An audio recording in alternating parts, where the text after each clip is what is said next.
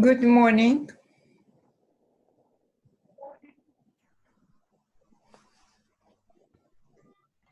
Can you hear me and see me? Yes. Yes. Thank you, and good morning again. Morning. Good morning. I'm just reading these tons of emails which I receive every day from work and from management, from colleagues, from students. And I would like to make a comment at the beginning. We all have right now full hands of everything. And I decided to talk about that because I received an email about overall grade. I would like to ask you for a favor right now. I'm going to release the formula because, for example, for some grades, I do not have the full picture to talk about the overall grade for entire semester because it is changing from assignment to assignment, constantly changing. And at that moment, again, because it is not the last day of semester and we are not done with all classes, I cannot talk if you are eligible, let's say, for dropping the lowest grade or not. This why that grade, which is in the transition, will be not really your real grade as after we are done with all our classes and with all our assignments, like including homework assignments, online quizzes, etc. Besides that, if we talk about the overall grade for entire semester, we need to include the final. And this, again, I'm going to show right now the formula for the overall grade for entire semester, definitely including finals. This formula is in your syllabus, but it is given in the verbal form. This one, I decided to show this to you in the mathematical form. And can I please ask you to write it down? And after that, you can grab your calculator and you can include all these grades which you are aware of. Please, so far, don't have the class participation grade, and I will explain you what to do, because I will have class participation grade for everyone, maybe probably just one day before the final. And you definitely are welcome to ask about class participation grade, but or all other grades you should have access to, because I did not hide anything. Look what we have in the mathematical form.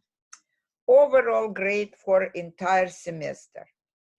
It is 0.25 times the test average plus 0.15 of the quiz average.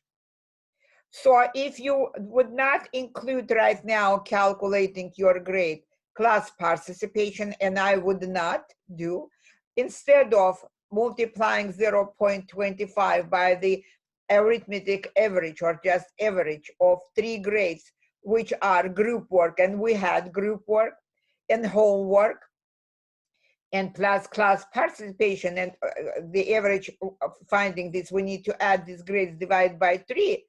Don't do that. Just have group work plus homework and divide by 2. Plus 0.05 T of TBA. What about TBA? TBA are your online quizzes. Why we call them TBA, to be announced? Because for different subjects, we have quite a large department. We have different subjects, not just math. In math classes, they usually come in form of online quizzes. This is your TBA. And you can see, finally, I separately wrote, continuing that formula, plus 0.3 of the final. You do not have the grade for the final, and I will have your grade after you take that final. This why You can play with the last part, plugging instead of grade for the final some numbers to see, let's say, what you can potentially get. I don't recommend to immediately plug into that formula 100% for the final, because for some people it is realistic. Unfortunately, for some people, I'm not a fortune teller, but I would assume that it is too high. So this why, if I were you, playing with that formula instead of final grade, I would plug quite low grades, like starting with 50, 55, 60, 65, and so on. You can play with different numbers to see how low you can go. I mean, what kind of low grade you can afford in this class with your present grades to pass this course. Because passing this course, this is the college level, you need to overall to get at least 70 or higher. But you have a privilege, which I have as a special treatment of devoted students. You perfectly know if you missed many classes or not. If you did not miss many classes, less than 9 hours for entire semester, you are eligible for that treatment.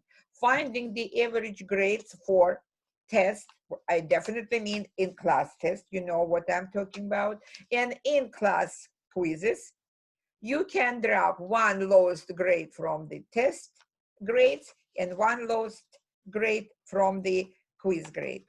I'm not planning to offer you any test anymore because of special circumstances. Usually teaching this class during normal semester, I have at least 5 tests, 4 or 5 tests. This time we will be having 3, but it is also good enough because you definitely, if you are eligible, you can drop your lowest grade for the test. And same thing with the quiz.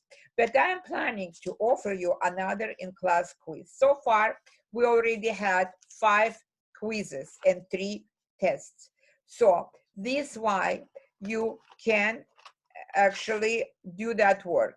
If we talk about group work we had for quiz number 2 and test number 1.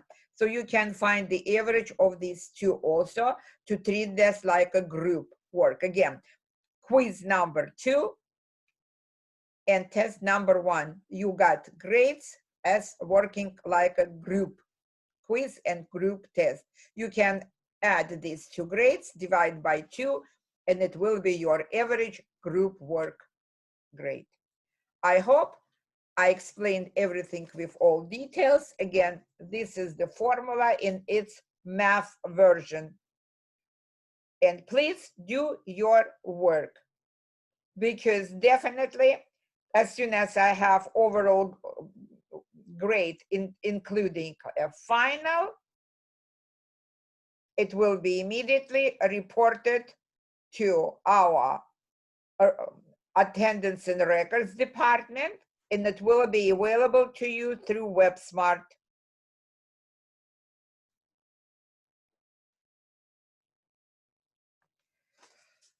So, did you understand what I just talked about?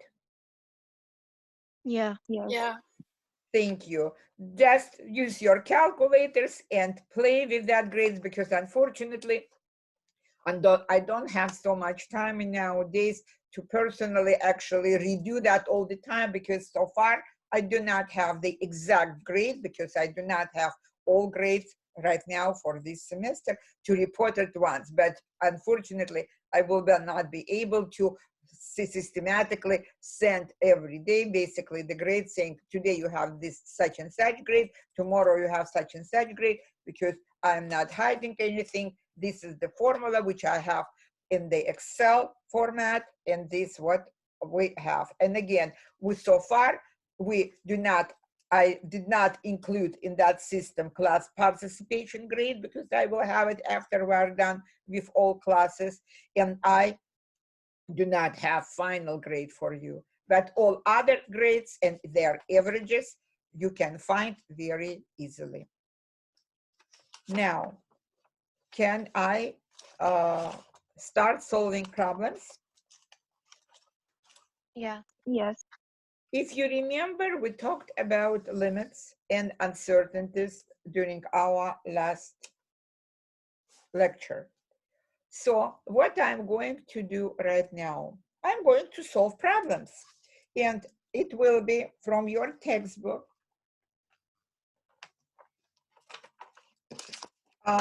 And I would like to go, again, here we will be going from section to section.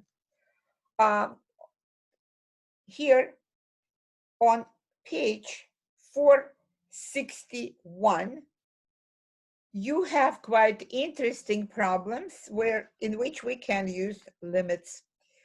And again, this is from section 11.4 about rational functions, but there is nothing new here. We know that any rational function should fit the form of the ratio of two polynomials. On the top of that ratio, which looks as a fraction, the function looks like a fraction, you should have one polynomial. On the bottom, you should have another polynomial. So, and let's say we like to right now solve problem number 11, again on page 261. I already actually wrote it down. This is that function. In your textbook, it does not have f at x. I'm going to read it. It says in exercises 9 to 12, determine the long run behavior of the rational function. But I really do not like when they call it like a function, but they do not write this as we usually write fx equals to the something, because if you do not have fx equal to the certain expression, it is not a function, it is an expression. This is why, honestly, I absolutely disagree with the publishers and the author of this textbook, why they, because I do not like how they publish this into textbook. In number 11, it does not look like a fraction of a function, it looks like an expression. But again, I definitely will address this issue to the publisher because they need to fix that. So this why, please write fx or g at x or t at x equals to that ratio.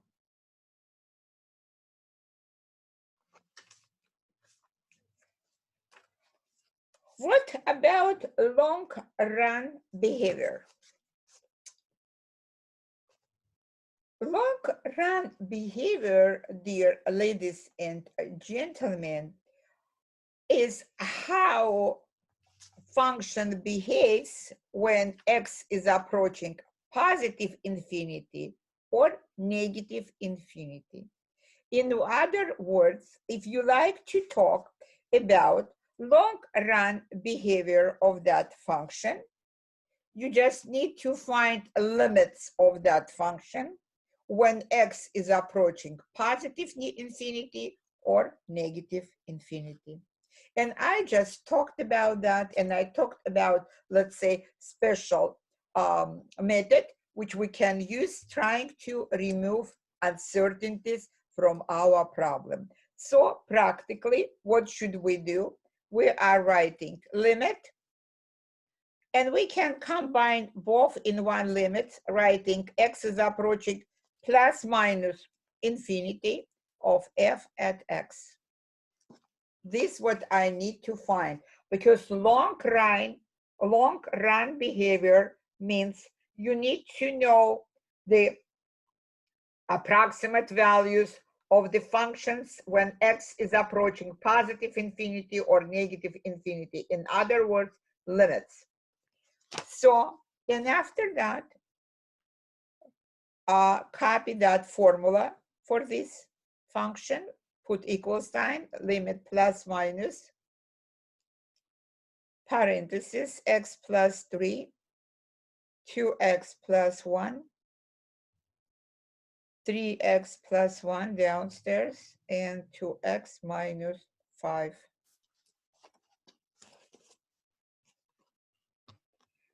Don't please drop that limit symbol because it will be a tragedy.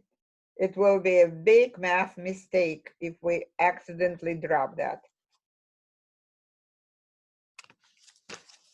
And let's analyze the situation. I'm not even obligated here to drop that parenthesis, let's say simplifying separately top and the bottom. I can pretend that, let's say, infinities are certain numbers, plugging this in each parenthesis, replacing x by infinities. Let's say positive infinity. Positive infinity plus 3, is it an infinity? Yes. Yes. Can you, let's work together. In the second spot, is it 2 times infinity plus 1? Is it another infinity? Mm-hmm. Yes. And so far, I'm talking about positive infinity, okay?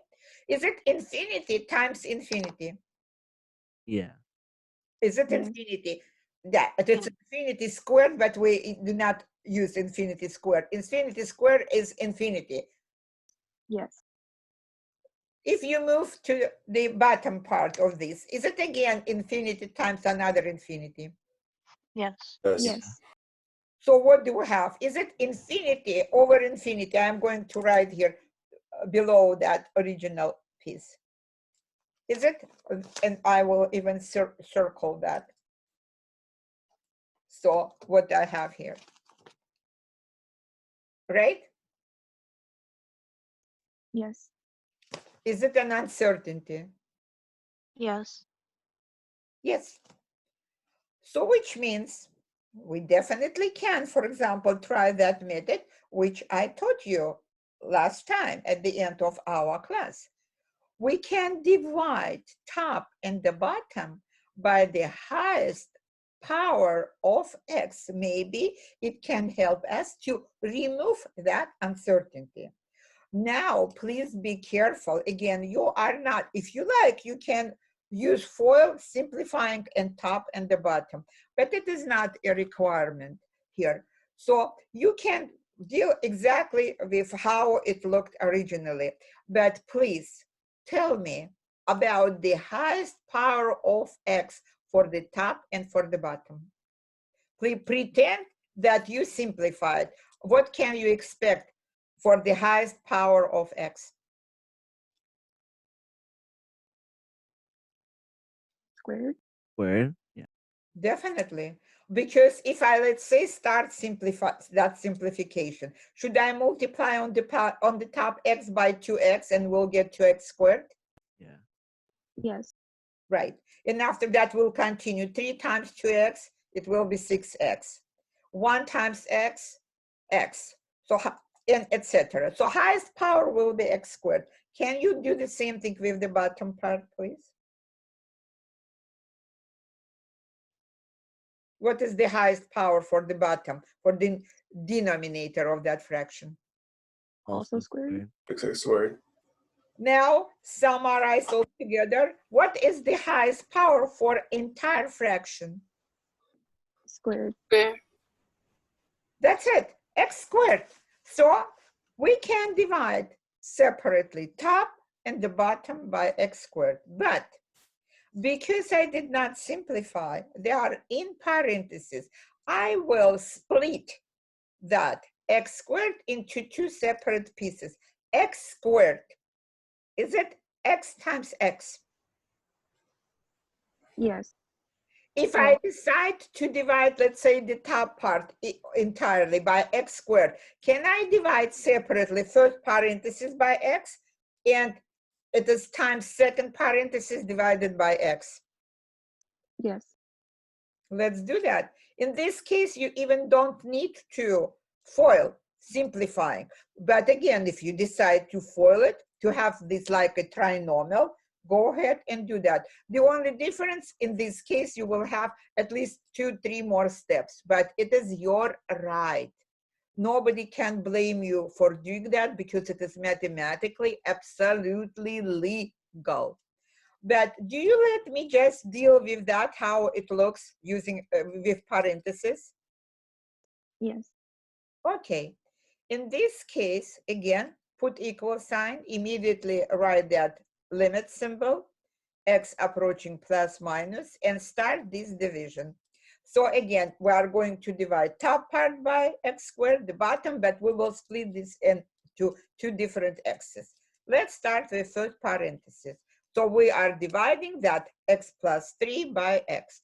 X divided by x, is it 1? Yes. Is it in the first parenthesis? 1 plus 3 over x. Yes. Yes. Do the same thing with the second one by another x in the first part. 2x divided by x. Is it 2? Yes. Yes. Excellent. And this is what I'm getting in the second. Each of these linear binomials inside of parentheses I divided by x in the first power. Absolutely same thing we can do with the bottom part. 3x over x is 3. 1 plus x, parenthesis, 2x over x, it is 2, minus 5 over x. And my uncertainty is gone.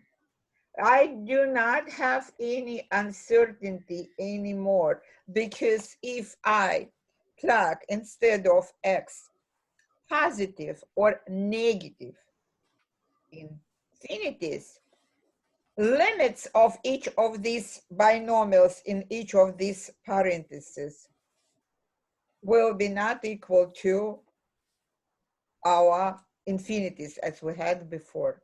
So which means definitely now you don't even need the limit sign, because limit of the ratio or quotient, if you like, equals to the quotient of limits if the limit of the denominator is not 0, and limit of the denominator is not 0 here. So I can apply it.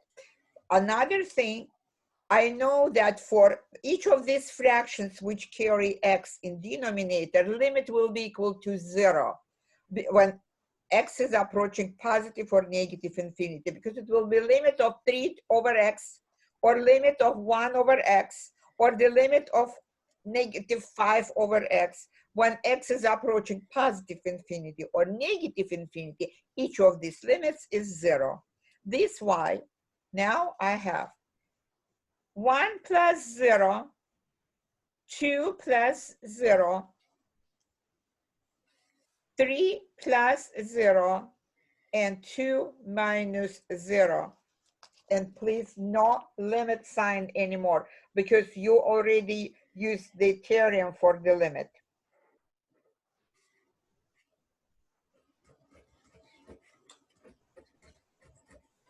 And now just multiply these numbers. 1 times 2 on the top, 2. 3 times 2 is 6. So when x is approaching positive infinity, or excuse me, or x is approaching negative infinity, this is what you have for the limit. Can you raise it up? Yeah. Is it good enough?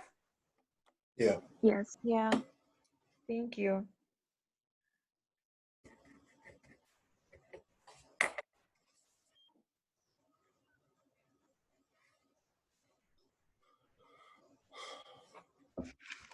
Now, if you look at this spot from 9 to 12, you can see that I choose number 11 and explained how to solve it. But numbers 9, 10, and 12, they look similar, because in these problems, 9, 10, and 12, What the fuck is centipede?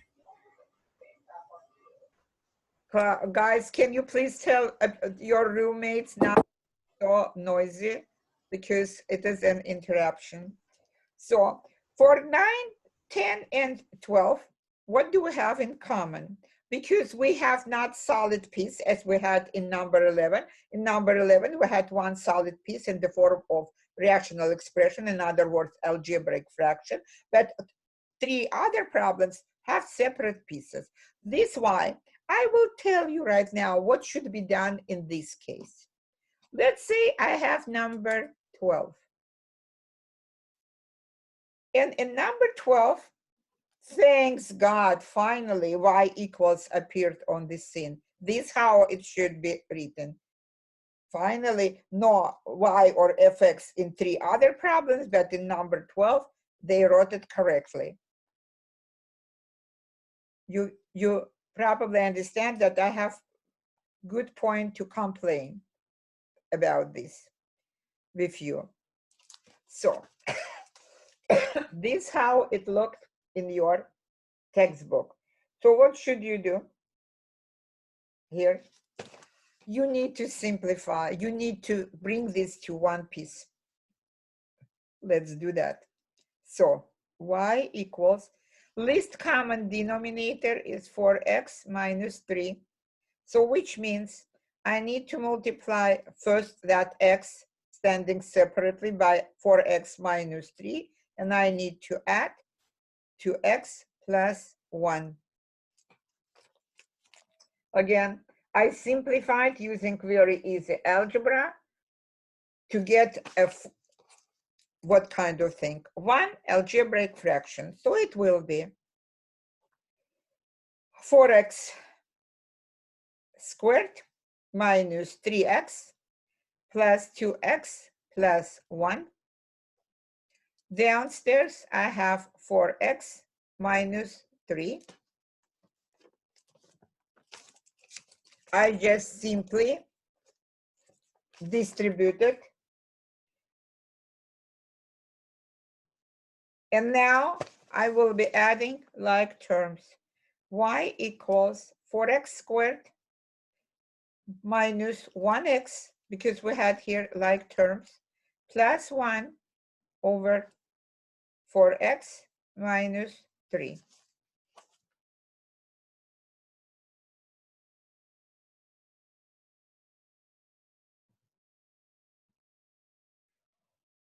Does it remind you right now what we had in problem number 11? Yes. Yeah. Yeah, because it is now a rational function. Just rational function in the form of just one single algebraic fraction.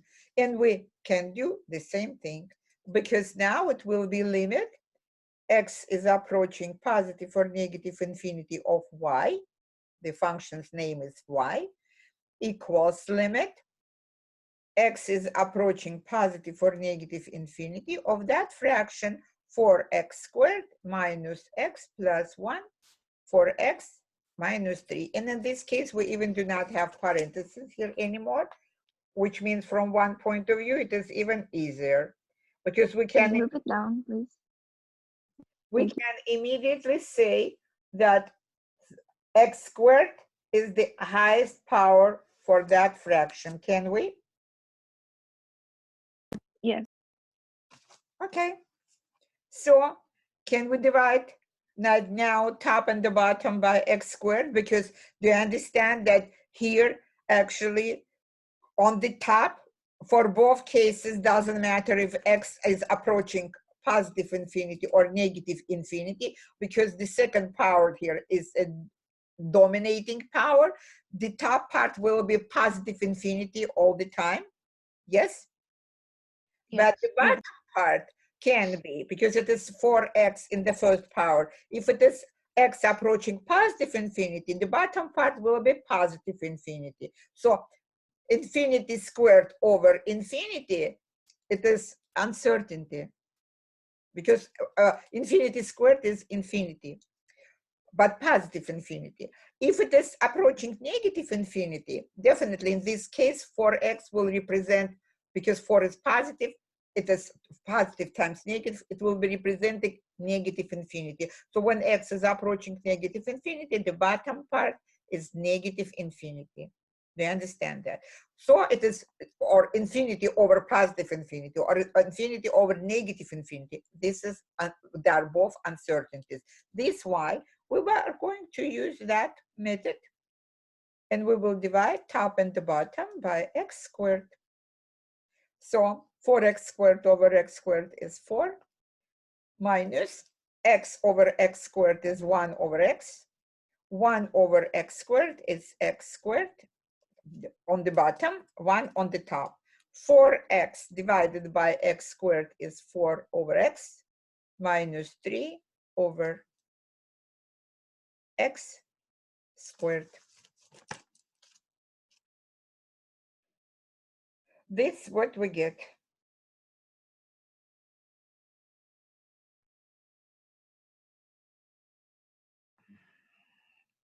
Can you move it up a little bit? Yes, I can, because uh, demonstrating this on the screen, it is right in front of my face. Please help me to regulate. Can you see now? Yeah. Thank you. And now let's finish that. Let's start with the top. We have 4. We have minus 1 over x plus 1 over x squared. For these two fractions, do you understand that limit will be equal to 0? Yeah. Yes. Yeah. So practically, what do we have on the top? 4 minus 0 plus 0. I purposely write these zeros, even though we can ignore them. 0 is a 0. Okay? Are you with me? Let's move down here. Yeah. So, limit of 4 over x. If x is approaching positive infinity, is it limit equal to 4 over infinity, which is 0 limit? Yes. We talked about that already. If it is approaching negative infinity, is it limit again will be equal to 0? Yeah. Because Yes. right now it doesn't matter if it is approaching 0 from the right side, is it approaching 0 from the left side, limit will be equal to 0, right? Mhm. Yes.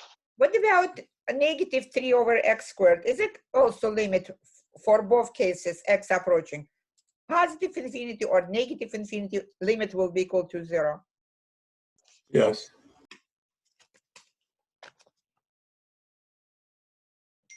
And what do we get here finally? We get 4 divided by 0, right? Yeah. It is infinity, because in this case, we actually do not divide by 0 itself. We just pretend that we are dividing by the numbers which are very, very, very close, coming to 0.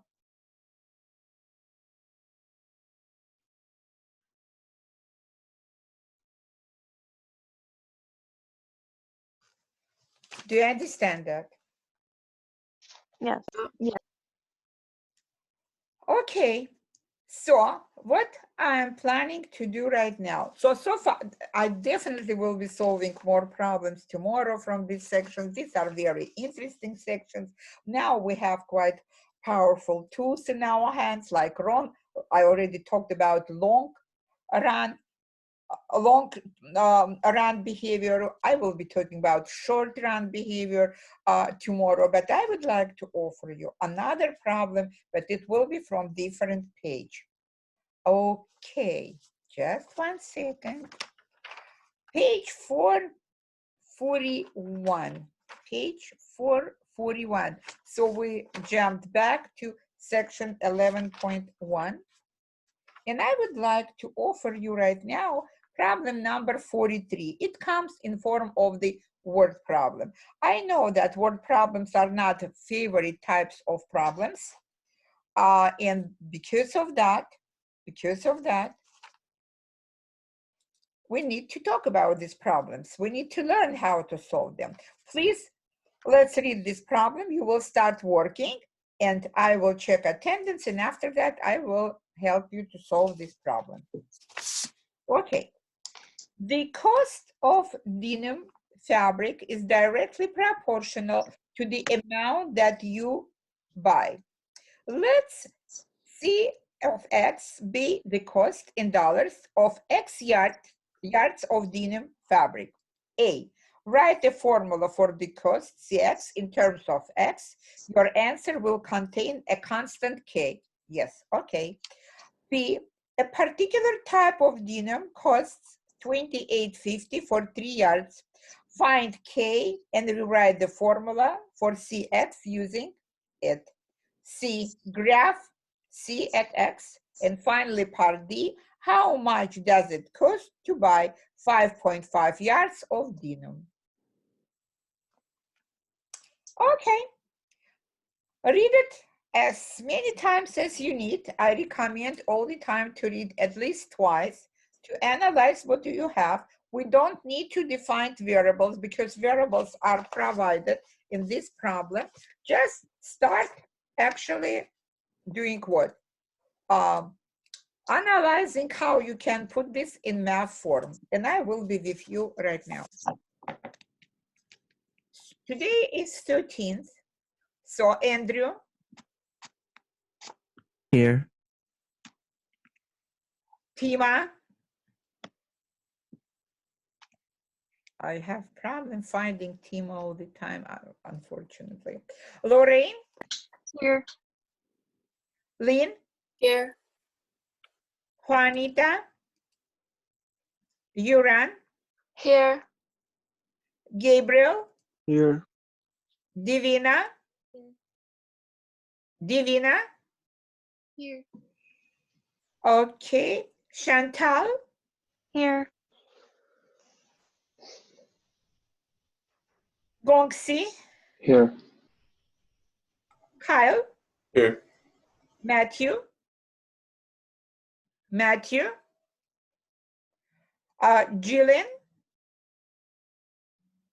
Jillian, Nathan, Here. Alejandro. Here. Okay.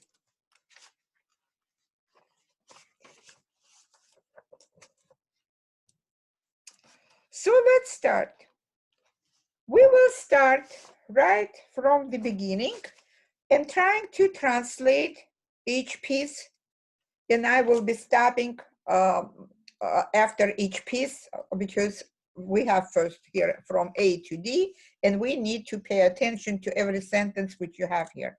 The cost of denim fabric is directly proportional. And we talked about, do you remember? We talked about different variations in proportionality, directly proportional to the amount that you buy. What do we have here? C at X is a cost in dollars, and X represents this, how many yards of this denim fabric you buy. So practically, we can immediately translate that into what? K here is a coefficient of proportionality. Voila, this what I already can write. It is right here on the bottom. C at X equals KX.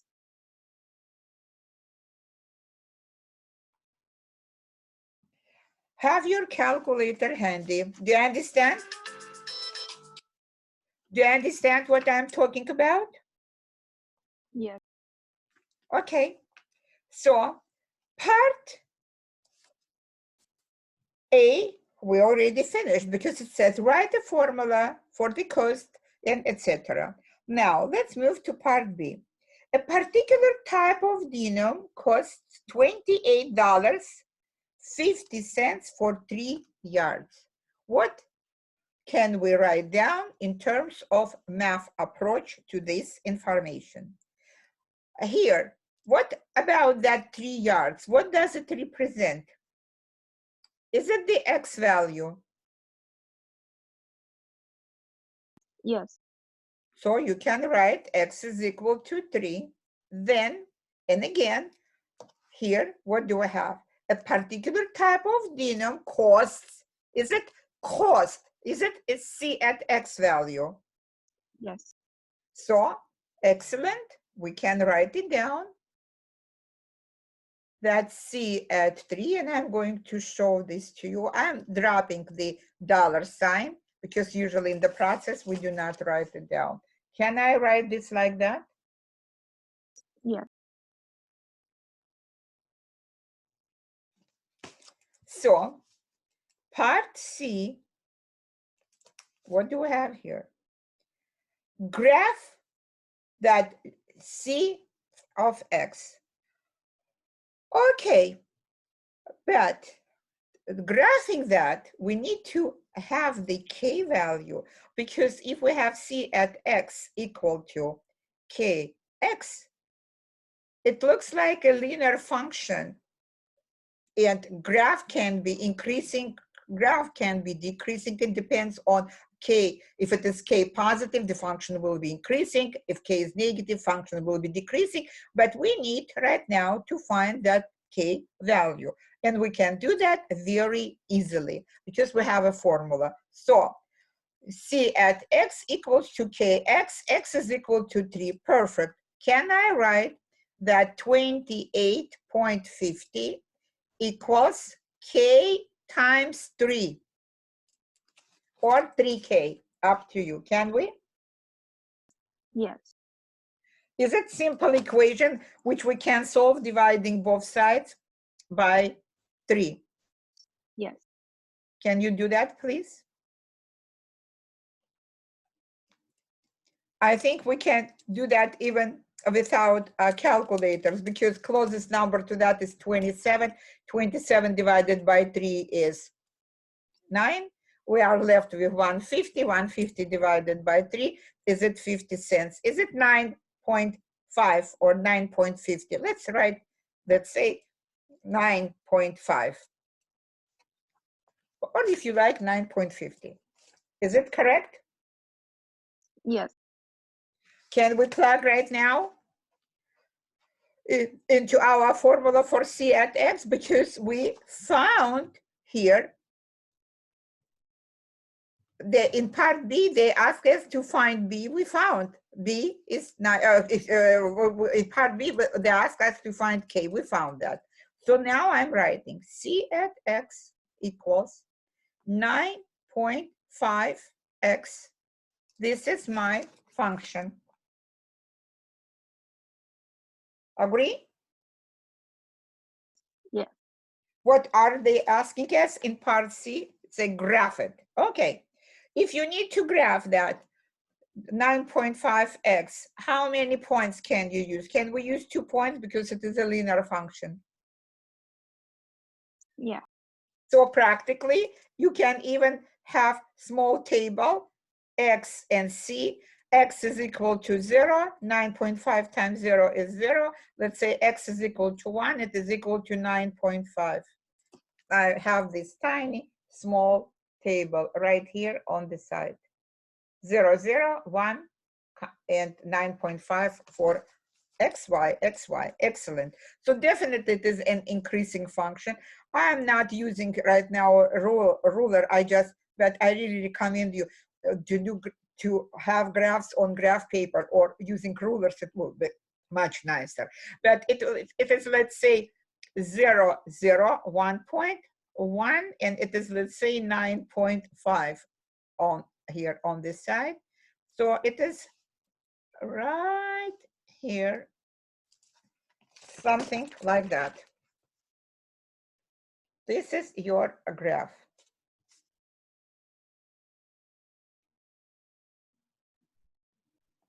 And with your permission, can I move to the last part? Yes, that's fine. Okay, what do we have in the last part? How much does it cost to buy 5.5 yards of denim? Are we asked here to find the cost of buying 5.5 yards? That 5.5 represents what? Is it the value for X? Yes. So can I say that X is equal to 5.5, then X is Yes. equal to 5.5, then what? C at, in parentheses, at 5.5. Please don't write C at X anymore. It will be a bad mistake, really bad one, equals K, which is 9.5, times 5.5, C 5.5, please. You can use your calculators because I'm quite lazy to do that in my brain, even though actually I can. Can you please multiply, and I will multiply and we will match our results. So it will be 9.5 times 5.5 equals to what? What is the cost of buying 5.5 yards of this particular fabric? 52.25 or 0.25. $52.25. Yes.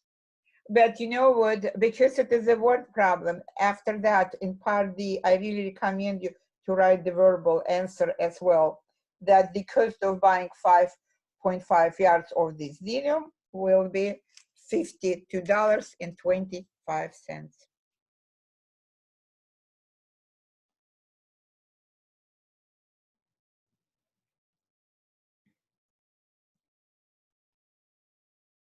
Questions?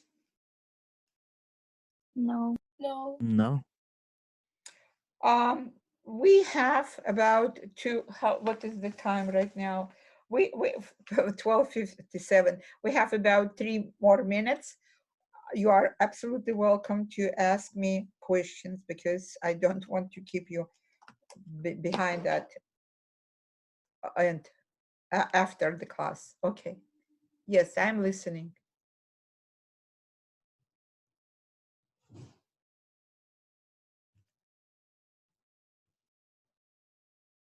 No questions?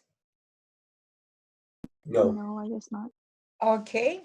Again, this is the formula for your grade in the class.